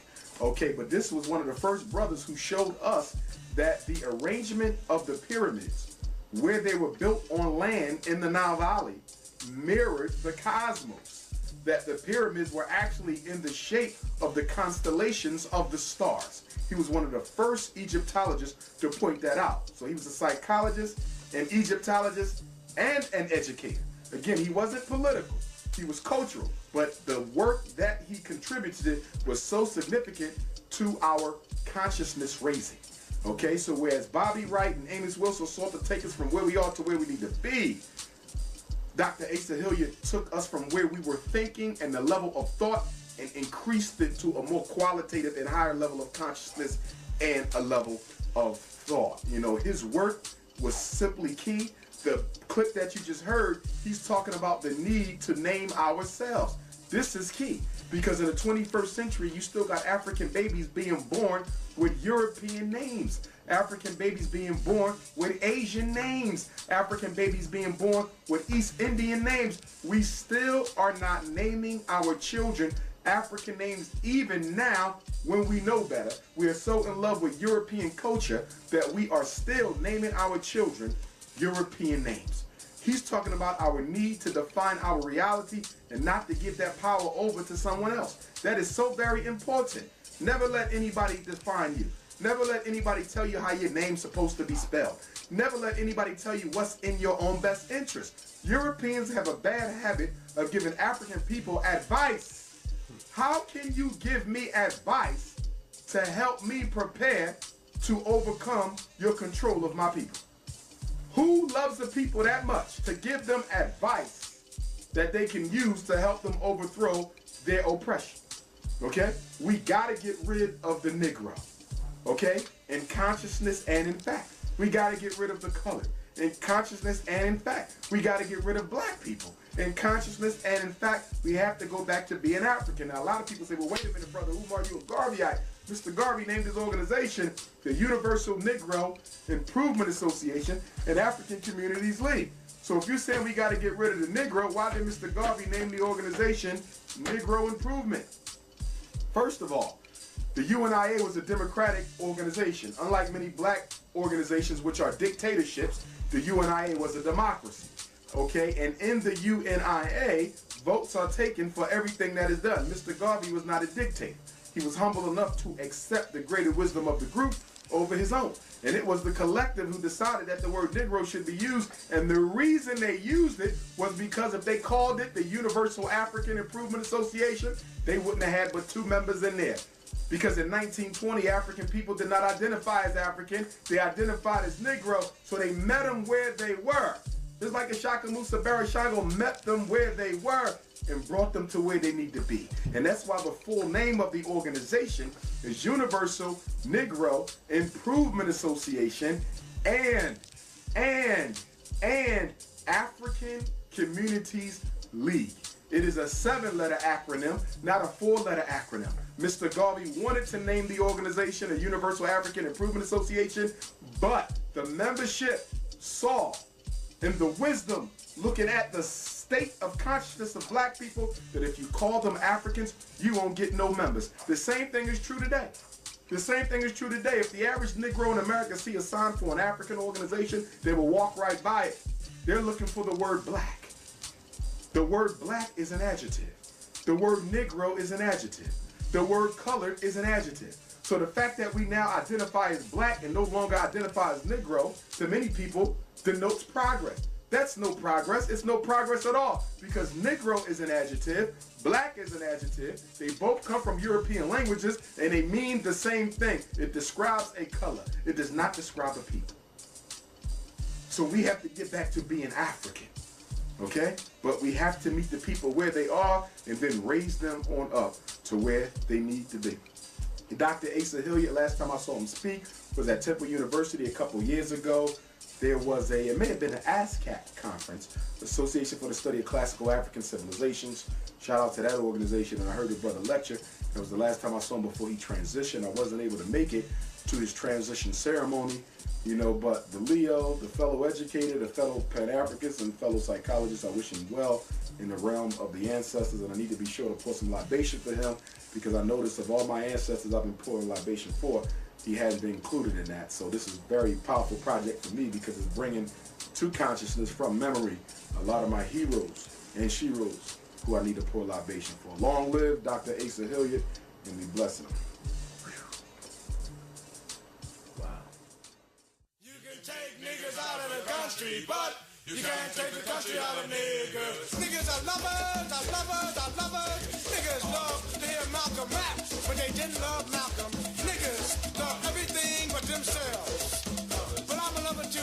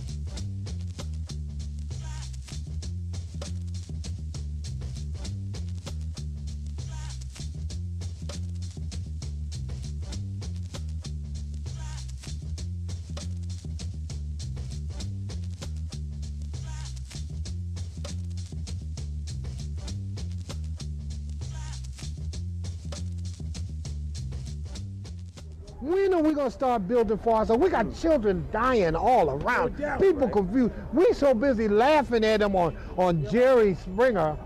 You know, we so busy laughing at them on Judge Mathis and all this stuff till we begin to show ourselves hatred for our own people. And they make buffoons and clowns of us daily as they steal the culture of the victim, and they had to make sure Aaliyah was dead if you're going to push Britney Spears. Right. You feel me? You had to make sure Otis Redding and Sam Cooke was dead if you're going to have a British invasion. If in fact you're going to come with the Beatles, if you're going to come with Blood, Sweat and Tears, Chicago Transit Story, trying to play bop, you know, all of this is culture banditry, and it leads to the death of people. And if they take the culture, they got your soul. Every time you listen to a song, you're listening to "We Ain't Shit." We ain't shit. Are women nothing but hoes? Because we ain't shit. I don't care how you rhyme it. I don't care how funky the beat is. Yeah, because they're going to put their whole engine behind it. Listen, am I lying? After they killed Biggie, the reward is that anything that Puffy and Mason them did went on the air on high rotation. Everything, no matter how lousy it was. If you recall hip-hop, the hip-hop artists made fun of MC Hammer saying he wasn't no MC in them gold suits and shit. What did Puffy and them come back with? Gold suits and all that, but nobody stepped to him. Because just like when they killed Bob Marley and laid Peter Tosh down and blew his brains out, they were able to take over a genre of music and then claim it, lay claim to it, then make $1 billion off of dead people. You know, Marley still sells millions of dollars of records. So does Pac. So does Biggie. You know what I'm saying? Sam Cooke, Otis Redding. You feel me? It was serious. It was so serious that they had to kill John Lennon because he wouldn't shut the hell up. You know, and all he was saying was, imagine if there was no governments. You know, that's what he said. They said, what are you singing? Booyaka. You know what I'm saying? So this is serious business. We're playing and they've taken it for real. We're playing and they're slaying. What is the future in the 21st century for our children if we don't do no work? If we don't organize?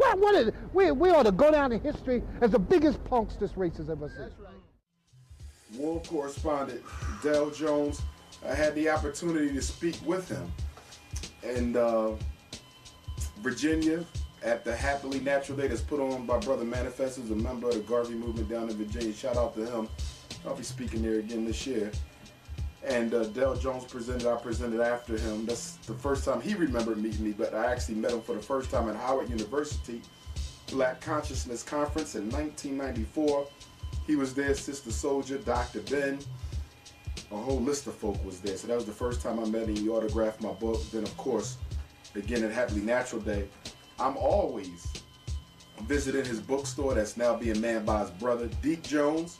You know, ourselves bookstore, 52nd and Hazel, West Philadelphia, across the street from Malcolm X Park. I was just in there the other day. Me and Deke talk all the time. He's a Pan-Africanist, Garveyite. So was Brother Del. The piece that he just played is very key because he's talking about how they control the music in order to control the minds. Psychologically, images and sound speak directly to the unconscious. Psychologically, whenever you want to control people, you have to control the images that they see and the music that they hear. When you control images and when you control the music, you control the people. As he said, whenever you control the music, then you automatically control the culture. You arrest the culture. He talked about the deaths of Sam Cooke, Notorious B.I.G., Tupac, and how the music corporation, which is a secret society. A lot of people fail to realize this, but the music industry itself is a secret society. If you're black and you want to be a mega millionaire in music, if you want to break the $500 million ceiling, you have to participate in homosexual or sacrificial acts. That is the price of stardom. Any black artist, singer, rapper, jazz, doesn't matter. To break the $500 million ceiling, you must participate in a sacrifice of a life, probably one of your own blood relatives, or you have to participate in a homosexual act. Very important that we understand that, and we have to educate our children so they know that the music industry is a secret society, another arm of white supremacy. A lot of people fail to realize that music is America's second leading export industry. A lot of people don't know that. America makes more money off of black music around the world, selling it and shipping it and distributing it around the world, more than everything else except one other commodity, which I forget what it is at this point. But music is America's #2 export industry. Why did they kill Sam Cooke? They killed Sam Cooke because Sam Cooke was one of the first major R&B artists to be independent, to own his own masters. Sam Cooke also made a pledge to Malcolm X and Martin Luther King that he was going to finance the civil rights movement once the two of them came together. Sam Cooke told Martin he did not have to worry about getting money from the NAACP. He told Malcolm he didn't have to worry about trying to raise money in the OAAU. He said, I will use the money from my record sales to finance this struggle. So he had to go because Malcolm and Martin would have had an independent financier. They killed Michael Jackson. Why? Because Michael Jackson owned the Beatles catalog. A black man owned the rights to the most popular white group in American history. On top of that, he owned 50% of the rights of Elvis Presley's music. The reason Mike was murdered was because Sony wanted the catalog back. Mike didn't want to get the catalog back. So he agreed to do the 20 tours over in Europe, sold out in one day. They asked him to do 30 more, 50 tours. That would have given Michael Jackson enough money to pay off the debt that he owed to Sony, keep the catalog. So the only way Sony Records could get that catalog back is to do what? Kill Michael Jackson before he makes enough money to pay off the debt. That way, the family would have to forfeit the catalog because they don't have their cash. That's why Mike was killed.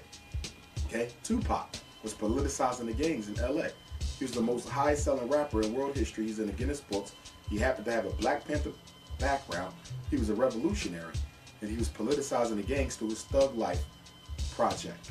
He had to go. Notorious B.I.G. had to go, partly to cover up the Tupac assassination, but also he was having thoughts of leaving Puffy, Arista. So after Tupac was killed, Notorious B.I.G. was the #1 selling rapper at that particular point. He was threatening to leave as well. So Puffy, okay, Arista, or whoever he was with at the time, decided that it would be best for him to go so they could continue to make money off of him. When a music artist threatens to leave a major label and they do it loudly, they're pretty much signing their own death. Because what the majors are going to do is kill you before you go. You die still on the label, which means what? They eat off every record you sell from now until eternity. Very important that we recognize this. Music is very revolutionary. That's why Europeans always make sure that the music is niggerized. The music that our children hear, the music that we hear, it has to be niggerized. Why? Because music is a reflection of the state of consciousness of the people. If you want to know where a people are politically and consciously, listen to the most popular sounds of the day. When rap first came out, it was party music. Then rap became political music. And then niggas with attitudes came out, NWA, they went platinum and wasn't even played on the radio. So when aspiring rappers found out that I could become a platinum selling artist with no radio play, everybody went to gangster rap. And the white man said, good, we got him out that black consciousness, and what we're going to do is promote the gangster rap. And that's exactly what they did. So what Del Jones saying here is absolutely crucial. The music, we are not going to be able to have a successful revolution if we don't change the music that the people listen to. We don't have to control the popular rappers because they're owned by the industry. They have contracts. They're going to have to continue to produce that film. What we're going to have to do is start opening up low-range music stations where we play nothing but revolutionary music. The reason why our children only listen to the niggerism music is because it's the only thing being played. There is no alternative. If a black child wants to hear conscious music, what station does he turn to? If a black child wants to look at conscious television, what station does he turn to? He doesn't have an alternative. So the conscious community have to give black youth and black people an alternative to undo the menticide. Because the most effective brainwash is done through music and done through images. Long live the war correspondent, Del Jones, Philadelphian like myself. Shout out to D. I'll see you in a couple days. Race first. Yes, sir. But I'm a lover too. Yep, I'm a lover too. I love niggas, I love niggas, I love niggas, because niggas are me, and I should only love that which is me. I love to see niggas go through changes, love to see niggas act, love to see niggas make them plays and shoot this shit. But there's one thing about niggas I do not love. Niggas are scared of revolution.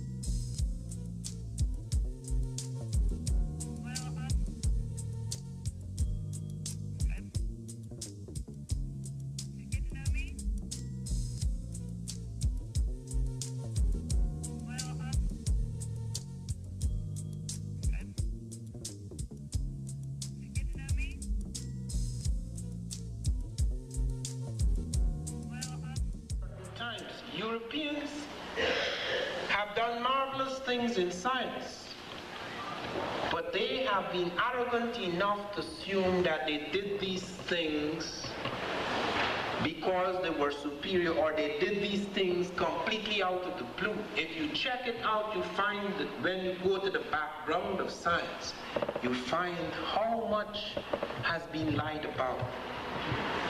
Dr. Finch recently did a study for the book I'm bringing out, Egypt Revisited, in July or August. Did a study of the Edwin Smith papyrus where a surgeon, Egyptian surgeon, had started to rewrite the book which had been used or developed long before him. He did this in the 18th dynasty, around 1,650 years before Jesus. And he only did 1/3 of the book dealing with the head, the neck, the brain. Do you know what the Africans were doing? They had mapped the insides of the brain. They knew the locus in the brain where auditory information was being processed. They could test the pulse. Europeans, the Greeks, were not able to do this until 1,000 years later. Yet, when you read medicine, you hear Herophilus, the Greek. He's the guy who first tested the pulse. And when you read about this test, you see it exactly coming from the Egyptian. Now we have, in all honesty, not only for ourselves, but for all mankind, we have to put the record straight.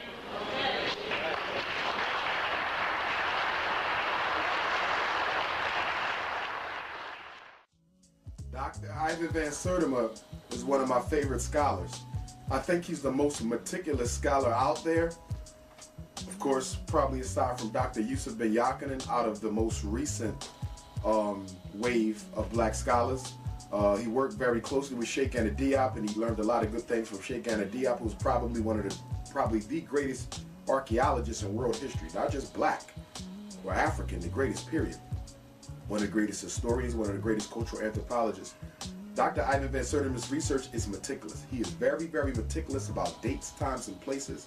I love to listen to him talk. I try to get my hands on every video that he ever done because the meticulous facts that he put out. It was this man who was the one who taught me that the word African was a native name for the continent and was not something that was named by Europeans. That came through his scholarship. It was this man who made me aware that the numbers we use, 0, 1, 2, 3, 4, 5, 6, 7, 8, 9, are not Arabic numerals, that you can find those numerals on some of the pyramids in Kemet, which were built before there was an Arab culture anywhere. So he pointed out a lot of very important things for me in my study of African history that no other historian have been able to point out. Meticulous in his research. I try to be as meticulous in my psychological work and in my political work as he is in his scholarship. That's one of the things that he serves for me in the capacity as a role model in being so meticulous. He's so about his facts, so centered. I think I have almost every book that he wrote. Okay, still haven't read them all yet, you know, but I'm going to get there sooner or later. Some people do criticize Dr. Ivan Van Sertima for the fact that he did have a European wife. None of us like that, including myself. Sheikh Anta Diop also had a European wife. But to Ivan Van Sertima's credit, you know, his second wife was an African. You know, I think he was meticulous. People often say, why is it that we have to fight over who created what in history? Because there's a direct link between history and the present, because in African cosmology, history is not in a straight line. Everything is circular. Everything comes around again. The past, the present, and the future all coexist at the same time. There is no division of time. And unfortunately, the European has tried to convince us that there's a division of time. What's in the past has nothing to do with what's going on now.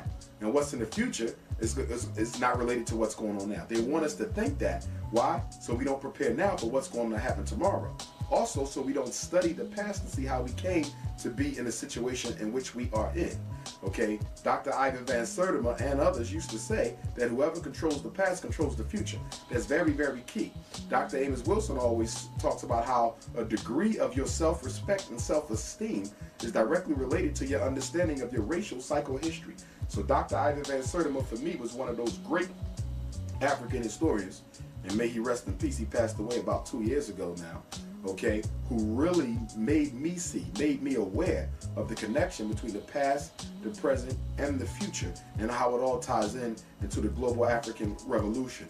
I had the opportunity to see him speak in present before I really knew who he was. When I was a student at Millersville University in Lancaster County, Pennsylvania, my psychology advisor, Dr. Rita Smith Waddell, who was also a member of the Black Celebration collective that brought all the speakers up to the conference. She also started the African American Studies minor at Millersville. She brought him up, and I heard him speak, and I took his notes, and I'm still looking for those notes that I had from Dr. Ivan Van Sertima's lecture at Millersville. But just in listening to that first lecture, before I really knew who he was in our history, you know, he just blew me away. Totally blew me away. I still remember one of the facts that I heard him enunciate during that lecture. I'm so upset I didn't get his autograph, okay, or take a picture with him. But he talked about how people always like to give the image of Africa as jungle land. He said when you look at movies and you read books, Africa is depicted as a jungle. He said Africa is more grassland than jungle. He said Europe got more jungle than Africa.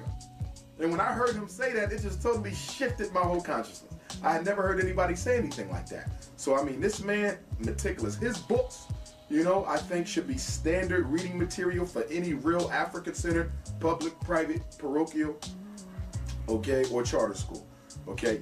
Children have to read his books. They came before Columbus, groundbreaking, pioneer work. Egypt Revisited, pioneer work. The African presence in Asia, pioneer work. Okay, this man helped pave the path for Dr. Runoko Rashidi, with whom he worked. Okay, and again, he's probably Sheikh Anta Diop's greatest disciple, in my opinion, and I guess that torch has now been passed down to other folk. But I can't say enough about him, and I can't say enough about us needing to know our history so we can understand where we are, and so we can strategically look at the good and the bad, the mistakes and the accomplishments of ancient African experience, so that we do not recreate those same mistakes, but at the same time learn from the accomplishments so they can be duplicated and replicated in our future. Every great military strategist looks at wars that have been won and lost in the past, and they pull strategies from those that were successful, and they make sure they don't use strategies that have failed in the past. We have to do the same thing as we prepare for this great African world revolution, which I believe is going to come. That was prophesied by Mr. Garvey, Dr. John Henry Clark, and others. And the only way for us to be properly prepared is to study our history. We need to study our history to see how we got to deal with each other. We got to study our history to see what the European will or won't do. We got to study our history to see the role of spirituality in our struggle, the role of politics, the role of economics. We got to study our history to see how we can fix the black family situation that we have right now in America. History is instructive. History is instructive. Okay, it's just not supposed to be reflective. It's supposed to be instructive to the future. Unfortunately, so often we use history just to be reflective of what happened, but not instructive of the future. When I pick up a history book, I'm only going to read it if I think it's going to give me something that I need to know that can help me here, now, or in the present. Past is over. I can't live through it again. Okay, so I don't spend a lot of time reading about the pyramids. I don't. Okay, I don't spend a lot of time reading about things that cannot help me in the here and now or be instructive towards my political and militaristic future as we fight towards the global African Renaissance. I only read history that serves a purpose, can provide me with strategy, and can be instructive. And a lot of that, and my approach to that way of studying history comes directly from Dr. Ivan Van Sertima and what he taught. As he said, consciousness cannot be tracked at a certain period in time. Consciousness is not limited to the past. Consciousness is not limited to the future. Consciousness is limited to the present. So I think it was excellent that we finished with Dr. Ivan Van Sertima, because other than Dr. Ben, and of course John Henry Clark I put in a totally different category because he was the elder of both of them, but not only that, he was a Pan-African nationalist to the core. Okay, so I'm not leaving him out, but other than Dr. Ben, Ivan Van Sertima's meticulousness, his focus on facts and informations and dates and times and place, and how whenever you hear this brother lecture, he drills you with the facts, he drills you with the dates, he drills you with the locations. And I remember in one of the lectures he always said how you got to know your dates, you got to know your times, you got to know your places. Okay, so my approach to social science, okay, is very similar to his approach to historical science, which is to do what? Master the facts. So rest in peace to Dr. Ivan Van Sertima, and shout out to all the brothers and sisters of British Guiana. And on that note, Doctor, we will conclude this session of the psycho-ancestral breakdown of the master teacher. I like to say that your insight, your energy, and your passion is unmatched. And I'm sure in the future, you know what I mean, you will be leading something, you know. I might not be there, you know. You'll be there. But we'll all be there. Everybody will be there. Some say the black man is God. Black clutch your fist, that black man strong. After all, well faceted, I'm trained. Walk tall among everything, still letting my freedom reign. Some say the black man is God. Black clutch your fist, that black man strong. After all, well faceted, I'm trained. Walk tall among everything, still letting my freedom reign. Some say the black man is God. Black clutch your fist, that black man strong. After all, well faceted, I'm trained. Walk tall among everything, still letting my freedom reign. Some say the black man is God. Black clutch your fist, that black man strong. After all, well faceted, I'm trained. Walk tall among everything, still letting my freedom reign. Some say the black man is God. Black clutch your fist, that black man strong. After all, well faceted, I'm trained. Walk tall among everything, still letting my freedom reign. Some say the black man is God. Black clutch your fist, that black man strong. After all, well faceted, I'm trained. Walk tall among everything, still letting my freedom reign.